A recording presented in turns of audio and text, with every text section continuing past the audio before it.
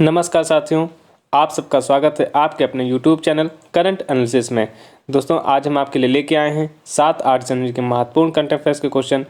इस वीडियो में हम लोग 7-8 जनवरी के महत्वपूर्ण करंट अफेयर्स के क्वेश्चन के साथ साथ पुराने करंट अफेयर्स क्वेश्चन भी रिवाइज करते चलेंगे, जो आपके एग्जाम में पूछे जा सकते हैं। और हर एक करंट अफेयर्स के क्वेश्चन को डिटेल में पढ़ने वाले हैं, जिससे बनने वाला हर एक प्रश्न आपके एग्जाम में कवर हो सके, कोई भी प्रश्न आपका किसी भी एग्जाम में ना छूटे। तो दोस्तों, इस वीडियो को एंड तक जरूर देखिएगा, जिससे एग्जाम में बनने वाला हर एक प्रश्न आप इस वीडियो से कवर कर सकें। तो दोस्तों, अगर वीडियो आपको अच्छा लगता है तो वीडियो को लाइक कर दीजिएगा, चैनल करंट एनालिसिस को सब्सक्राइब कर लीजिएगा, नोटिफिकेशन बेल आइकन को भी प्रेस कर लीजिएगा, जिससे आने वाली हर एक वीडियो की अपडेट आप तक मिलती रहे। देखते हैं आज का अपना पहला प्रश्न। आज का पहला प्रश्न है, किस राज्य ने छात्र स्टार्टअप और नवाचार नीति SSIP 2.0 का दूसरा संस्करण लॉन्च किया है? दोस्तों, अगर इस प्रश्न के उत्तर की बात करें तो इसका ऑप्शन नंबर बी सही हो जाएगा, गुजरात ने। यानी गुजरात ने हाल ही में छात्र स्टार्टअप और नवाचार नीति SSIP 2.0 स्टार्ट किया। अब दोस्तों, इस प्रश्न की अगर डिटेल की बात करें तो SSIP का फुल फॉर्म होता है student startups and innovation policy. SSIP दोस्तों वर्ष 2017 में लॉन्च हुआ था। अभी इसका 5 साल का कार्यकाल था। 5 साल का कार्यकाल समाप्त होने के बाद 2022 में फिर से इसको जो 2.0 वर्जन है इसका फिर से स्टार्ट कर दिया गया है। फिर दोस्तों, अगर बात करें गुजरात राज्य की, तो गुजरात राज्य का गठन 1 मई 1960 को हुआ था। दोस्तों याद रखिएगा, गुजरात राज्य का गठन 1 मई 1960 को हुआ था। गुजरात की राजधानी गांधीनगर है। दोस्तों, आपको कमेंट सेक्शन में बताना है कि गांधीनगर के जो मेंबर ऑफ पार्लियामेंट है MP, वो कौन है और वो किस मंत्रालय में कौन से मंत्री हैं। दोस्तों कमेंट सेक्शन में जरूर बताइएगा। गुजरात की राजधानी गांधीनगर, गांधीनगर के MP कौन है यानी मेंबर ऑफ पार्लियामेंट, और वो किस मंत्रालय से हैं। फिर दोस्तों, अगर बात करें मुख्यमंत्री की, तो गुजरात के जो वर्तमान में मुख्यमंत्री हैं भूपेंद्र भाई पटेल जी हैं। भूपेंद्र भाई पटेल की बात करें तो इनका संबंध BJP पार्टी से है। BJP के हैं ये, भारतीय जनता पार्टी। दोस्तों, इससे पहले विजय रूपाणी जी यहाँ के मुख्यमंत्री थे, लेकिन उन्होंने इस्तीफा दे दिया। फिर उसके बाद भूपेंद्र भाई पटेल जी को यहाँ का मुख्यमंत्री बनाया गया। अगर बात करें राज्यपाल की, तो आचार्य देवव्रत जी गुजरात के वर्तमान में गवर्नर या राज्यपाल हैं। गुजरात के अगर विधानसभा सीटों की बात करें तो गुजरात की जो विधानसभा सीटें हैं वो 182 हैं, लोकसभा सीटें 26 हैं और राज्यसभा की 11 सीटें हैं। दोस्तों, बात करें गुजरात राज्य के राजकीय पशु की, तो जो एशियाटिक शेर है, एशियाटिक शेर गुजरात का राजकीय पशु हो जाएगा। पक्षी की बात करें तो फ्लेमिंगो, ग्रेट फ्लेमिंगो गुजरात का राजकीय पक्षी है। और फूल की बात करें तो गेंदा यानी मैरीगोल्ड, मैरीगोल्ड दोस्तों गुजरात का राजकीय फूल हो जाएगा। दोस्तों याद रखिएगा। फिर दोस्तों, अगर बात करें गुजरात के प्रमुख नेशनल पार्क की, तो गिर नेशनल पार्क और Bansda national park, marine national park, black buck national park, दोस्तों सभी प्रमुख नेशनल पार्क गुजरात राज्य में स्थित हैं। और ग्रेट स्लॉथ बियर दोस्तों याद रखिएगा गुजरात में है। फिर दोस्तों, अगर बात करें गुजरात के प्रमुख उत्सव की, तो वहाँ पे पतंग उत्सव काफ़ी फेमस है, विश्व प्रसिद्ध है गुजरात का पतंग उत्सव। और मोढेरा नृत्य महोत्सव, ये काफ़ी फेमस नृत्य महोत्सव है गुजरात का। और फिर तारनेर महोत्सव, ये सभी जितने भी महोत्सव हमने बताए हैं गुजरात के प्रमुख महोत्सव हैं, जो अक्सर एग्जाम में पूछे जाते हैं। तो दोस्तों, इन सबको अपने कॉपी में नोट करते हुए चलेगा, कहीं ना कहीं एग्जाम में पूछे गए प्रश्न हैं। फिर दोस्तों, अगर बात करें अहमदाबाद शहर की, तो दोस्तों अहमदाबाद को भारत का पहला विश्व धरोहर स्थल घोषित किया गया था यूनेस्को के द्वारा। दोस्तों, यूनेस्को के द्वारा 2017 में, याद रखिएगा प्रमुख प्रश्न है ये कि वर्ष 2017 में यूनेस्को के द्वारा वर्ष 2017 में अहमदाबाद को भारत का पहला विश्व धरोहर शहर घोषित किया गया था। अब दोस्तों, अगर बताइए कमेंट सेक्शन में कि जयपुर को यूनेस्को का विश्व धरोहर शहर कब घोषित किया गया था। वर्ष बताना है आपको 2000, फिर आगे आपको बताना है वर्ष 2000 किस वर्ष में। फिर दोस्तों, अगर बात करें यूनेस्को के द्वारा भारत में कुल कितने धरोहर स्थल घोषित किए गए हैं, तो यूनेस्को के द्वारा भारत में कुल 40 ऐसे स्थल हैं जिनको यूनेस्को विश्व धरोहर स्थल में शामिल किया गया है। अब अगर बात करें 40वां जो स्थल है वो धोलावीरा ही है, जो गुजरात में स्थित है। गुजरात। दोस्तों अगर बात करें 39वें की, अगर बात करें तो दोस्तों 39वां हमारा था रमप्पा मंदिर। रमप्पा मंदिर है, ये तेलंगाना में स्थित है। दोस्तों याद रखिए कि महत्वपूर्ण प्रश्न है, तेलंगाना में स्थित है। अब दोस्तों फिर से देखते हैं इसको। वर्ष 2017 में अहमदाबाद को भारत का पहला विश्व धरोहर स्थल घोषित किया गया था। फिर यूनेस्को के द्वारा जयपुर को घोषित किया गया विश्व धरोहर शहर। अब भारत में अगर पूछता है कुल कितने विश्व धरोहर स्थल हैं, तो दोस्तों भारत में कुल 40 विश्व धरोहर स्थल हैं। और अगर बात पूछता है 40वां कौन सा है, तो 40वां हमारा धौलावीरा हो जाएगा, जो कि गुजरात में स्थित है। और अगर 39वां आपसे पूछता है तो 39वां भी हमारा रमप्पा मंदिर हो जाएगा, जो कि तेलंगाना में स्थित है। दोस्तों याद रखिएगा तेलंगाना, और जो कि प्रसिद्ध मंदिर है तेलंगाना का रमप्पा मंदिर। फिर दोस्तों अभी आप सबको पता है हाल ही में विश्व का सबसे बड़ा stadium Narendra Modi cricket stadium का उद्घाटन हुआ है, जो कि अहमदाबाद शहर में स्थित है गुजरात के। नरेंद्र मोदी क्रिकेट स्टेडियम अगर आपसे प्रश्न पूछता है कहाँ स्थित है, अहमदाबाद में, जिसका उद्घाटन किसके द्वारा किया गया था, तो दोस्तों हमारे राष्ट्रपति रामनाथ कोविंद जी के द्वारा किया गया था। आपसे प्रश्न ये भी पूछ सकता है कि किसके द्वारा उद्घाटन किया गया था, तो रामनाथ कोविंद जी के द्वारा। महत्वपूर्ण प्रश्न है दोस्तों, याद रखिएगा, रामनाथ कोविंद जी के द्वारा, जो कि हमारे राष्ट्रपति हैं वर्तमान में। कहाँ पे है, तो अहमदाबाद में है, गुजरात के अहमदाबाद शहर में है। और सबसे बड़ा विश्व का स्टेडियम कौन सा है, तो नरेंद्र मोदी क्रिकेट स्टेडियम।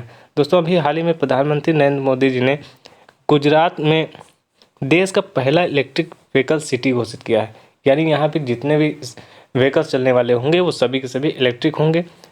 तो दोस्तों केवड़िया गुजरात को भारत का पहला इलेक्ट्रिक व्हीकल सिटी घोषित किया गया है। दोस्तों केवड़िया वही शहर है जहाँ पे विश्व की सबसे बड़ी मूर्ति, आप सबको पता है कौन सी है, सबसे बड़ी मूर्ति स्थित है,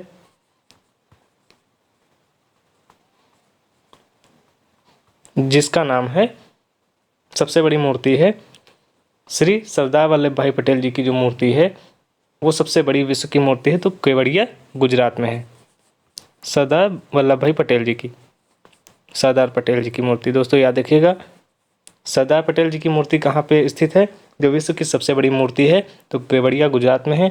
उसी शहर को इलेक्ट्रिक व्हीकल सिटी शहर घोषित किया गया है, जो कि भारत का पहला इलेक्ट्रिकल व्हीकल सिटी हो जाएगा। अब दोस्तों अभी हाल ही में वहाँ पे गुजरात में कुनरिया गांव में बालिका पंचायत का आयोजन हुआ था। तो दोस्तों कुनरिया गांव में बालिका पंचायत का पहला चुनाव हुआ था। अगर आपसे प्रश्न पूछता है कि पहला बालिका पंचायत चुनाव कहाँ आयोजित हुआ था, तो गुजरात राज्य में। अगर गांव का नाम पूछता है तो कुनरिया गांव में। दोस्तों ये सभी थे गुजरात के संबंधित प्रश्न। ये सभी महत्वपूर्ण प्रश्न हैं दोस्तों, इन सब प्रश्नों को अपने एक साथ नोट करते चलिएगा, जिससे आने वाले एग्जाम में इससे संबंधित प्रश्न आपका न छूटे। फिर दोस्तों देखते हैं डिफेंस एक्सपो 2022 का आयोजन कहाँ किया जाएगा। तो दोस्तों अगर मैं बताऊँ डिफेंस एक्सपो 2022 से 12वां वर्जन है, 12th डिफेंस एक्सपो होने वाला है। दोस्तों ये अगर इसकी बात करें तो गांधीनगर गुजरात में इसका आयोजन होने वाला है। अब दोस्तों इससे संबंधित डिटेल हम देखते हैं। तो दोस्तों जो 11th डिफेंस एक्सपो हुआ था वो लखनऊ 2020 में आयोजित हुआ था। दोस्तों हर दूसरे साल पे आयोजित होता है, हर सेकेंड ईयर पे। तो इसी क्रम में जो 11वां डिफेंस एक्सपो हुआ था वो लखनऊ में हुआ था, वर्ष 2020 में हुआ था। दोस्तों अभी 2 साल पहले की बात है, तो दोस्तों याद रखिए कि महत्वपूर्ण प्रश्न बन जाता है। और अगर आपसे पूछता है 12वां डिफेंस एक्सपो कहाँ पे हुआ था या होगा, तो ये गांधीनगर गुजरात में आयोजित होगा। अब दोस्तों अगर बात करें थीम की बात करें तो दोनों वर्षों की, यानी 11वां डिफेंस एक्सपो जो 2020 में हुआ था और 12वां डिफेंस एक्सपो जो गांधीनगर गुजरात में होने वाला है 2022 में, इन दोनों की थीम एक ही है, India the emerging defence manufacturing hub. दोस्तों थीम भी याद रखिएगा, पूछ सकता है आपसे एग्जाम में, India the emerging defence manufacturing hub. दोनों ही ईयर की सेम थीम है दोस्तों, 2022 में आयोजित होगा। फिर दोस्तों देखते हैं अगला हमारा प्रश्न है, अंतर्राष्ट्रीय सौर संगठन का 102वां सदस्य कौन बना है। दोस्तों इस प्रश्न के अगर उत्तर की बात करें तो एंटीगुआ और Barbuda international solar alliance, ISA international solar alliance अंतर्राष्ट्रीय सौर संगठन का 102वां देश बना है। अब दोस्तों अगर इंटरनेशनल सोलर अलायंस के डिटेल की बात करें तो ISA का फुल फॉर्म ने बताया है इंटरनेशनल सोलर अलायंस हो जाएगा।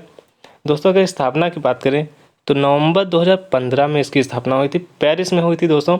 और आपसे ये भी प्रश्न पूछ सकता है कि इंटरनेशनल सोलर अलायंस की स्थापना किस कॉन्फ्रेंस ऑफ पार्टी के तहत हुई थी। तो दोस्तों उस वक्त 2015 में कॉन्फ्रेंस ऑफ पार्टी 21 हो रही थी, उसके दौरान इंटरनेशनल सोलर अलायंस की स्थापना हुई थी। इनमें इंटरनेशनल सोलर अलायंस की स्थापना में मोदी जी और फ्रांस के जो वर्तमान में राष्ट्रपति हैं इमैनुअल मैक्रोन दोस्तों, इन दोनों ने सबसे पहले इसकी शुरुआत की थी।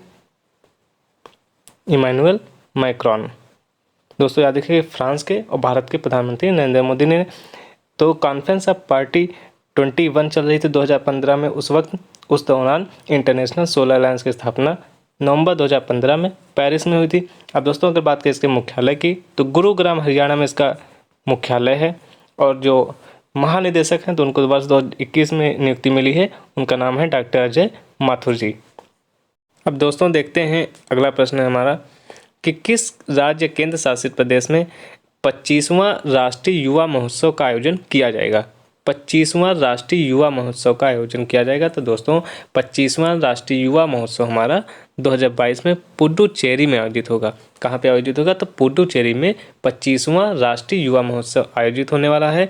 अब इसकी डिटेल की बात करते हैं तो इसकी थीम रखी गई है सक्षम युवा सशक्त युवा। इसका मतलब able youth and strong youth. दोस्तों याद रखिए 25वां राष्ट्रीय युवा सम्मेलन जो होने वाला है वो पुडुचेरी में होगा, और इसकी जो थीम रखी गई है वो सक्षम युवा सशक्त युवा यानी able youth and strong youth इसकी थीम हो जाएगी।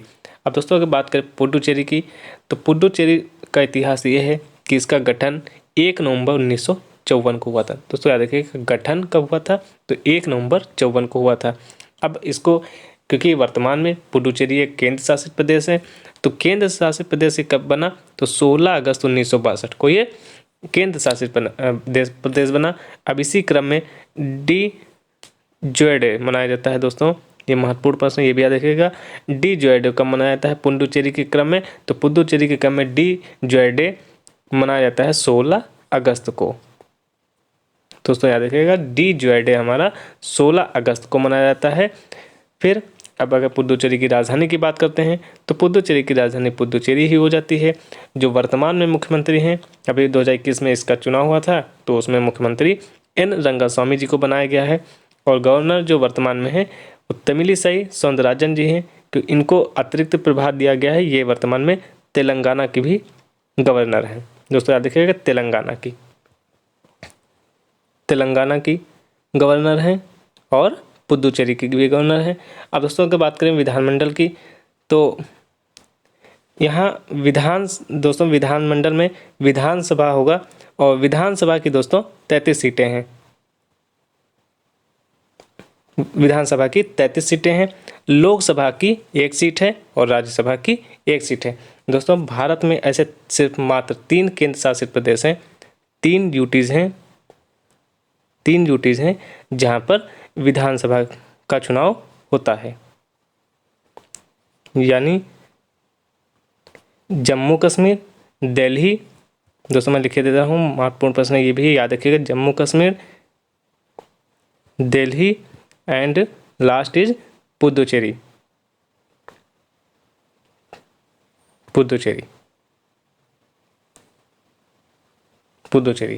तो 3 यूटीज हैं जहाँ पे विधानसभा भी हैं, तो जम्मू कश्मीर हो जाएगा, दिल्ली हो जाएगा और पौंडीचेरी। ऐसे 3 यूटीज हैं जहाँ पे विधानसभा का चुनाव होता है, यानी वहाँ पे मुख्यमंत्री भी चुने जाते हैं और एक गवर्नर भी होता है। फिर दोस्तों देखते हैं आगे, अगला प्रश्न है हमारा, US इंडिया बिजनेस काउंसिल के अध्यक्ष के रूप में किसे नियुक्त किया गया है? तो दोस्तों US इंडिया बिजनेस काउंसिल के अध्यक्ष के रूप में अतुल कश्यप जी को चुना गया है। Option number A, Atul Kashyap ji को US इंडिया बिजनेस काउंसिल के अध्यक्ष के रूप में चुना गया है।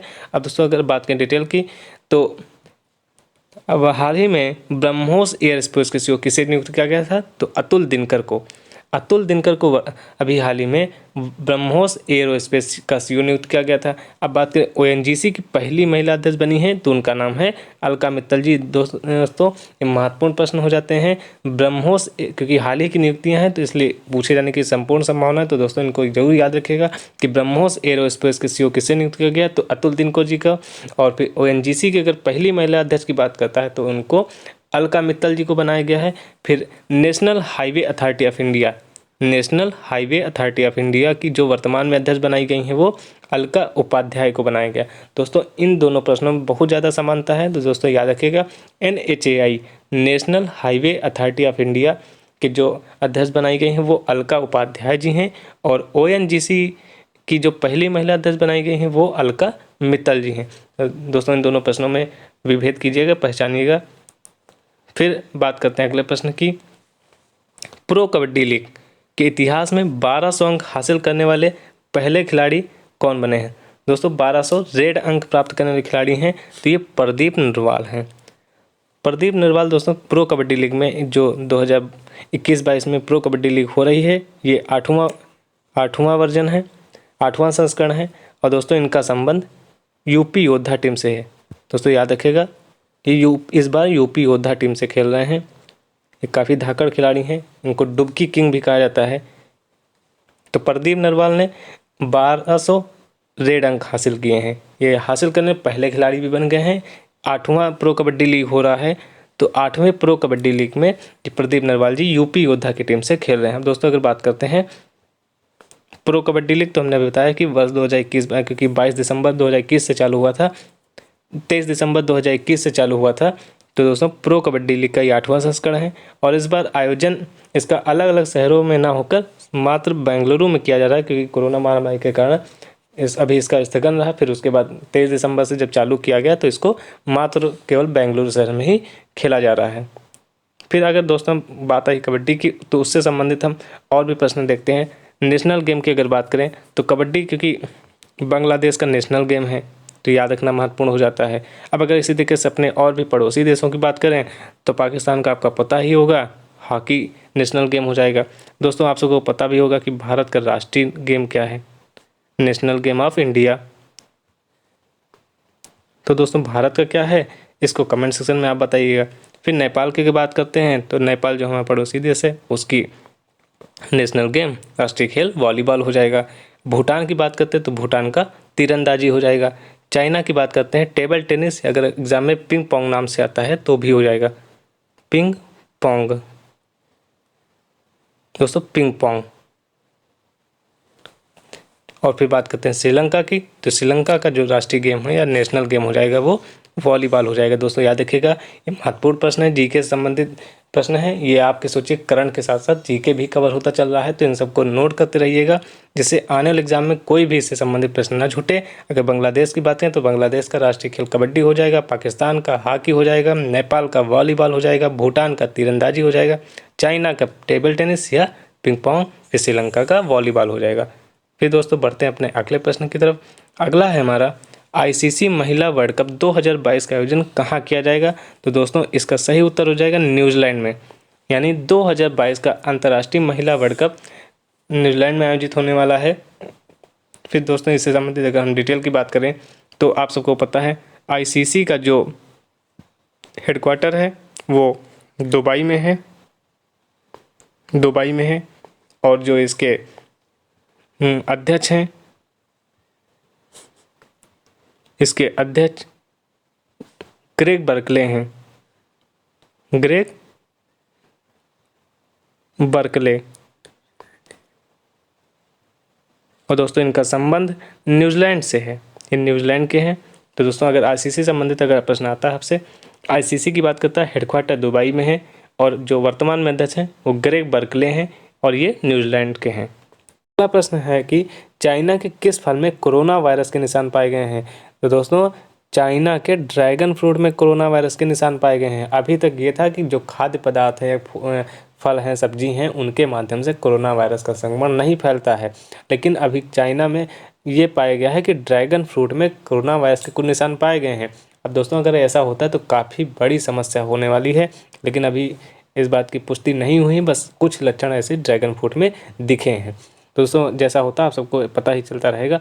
अगर बात करें दोस्तों कोरोना के जो वायरस होता है उस वायरस का क्या नाम है, तो कोरोना के वायरस का नाम है सारस, SARS।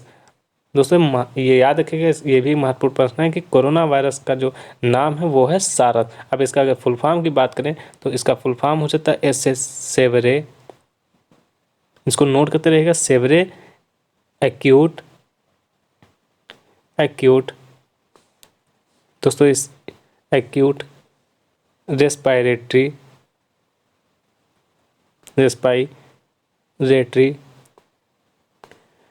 सिंड्रोम।